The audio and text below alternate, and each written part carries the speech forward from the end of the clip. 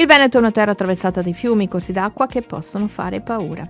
Uno di questi, e il nome lo evidenzia, è il Muson dei Sassi, fiume che nasce a Treviso e arriva nel Padovano. C'è un film che lo racconta. Vedere il territorio attraverso il viaggio lungo un fiume, in questo caso il Muson dei Sassi, che nasce dalle colline asolane per arrivare poi a sfociare nel Brenta e anticamente nella laguna di Venezia, credo è stato un viaggio interessantissimo perché abbiamo toccato tantissimi comuni inesplorati della Alta Padovana per arrivare fino a Padova. Come mai avete finanziato in parte o in toto quest'opera cinematografica?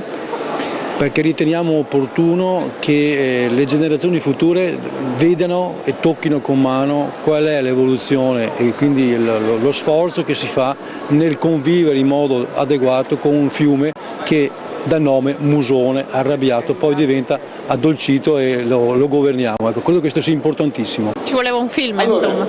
No, ma il film lo racconta. Un film che racconta un po' la poesia dell'acqua che attraversa il Veneto. Stiamo presentando proprio un film che rappresenta una poesia, ma una poesia molto complessa, molto delicata, in quanto è un canale torrente che è stato fatto dalla Serenissima per ovviare l'acqua che andava in laguna. In quegli anni andava benissimo perché ancora oggi per la funzione che era prevista ha le sue funzioni, ma essendo un canale pensile di una portata eccessiva negli ultimi anni è velocizzato e è diventato un pericolo pubblico. Un pericolo perché quando si mette dove arrivano altri canali fa alzare i livelli, pertanto a monte succedono delle disgrazie, degli allagamenti. Però il Muson fa meno paura adesso grazie anche a alcuni lavori.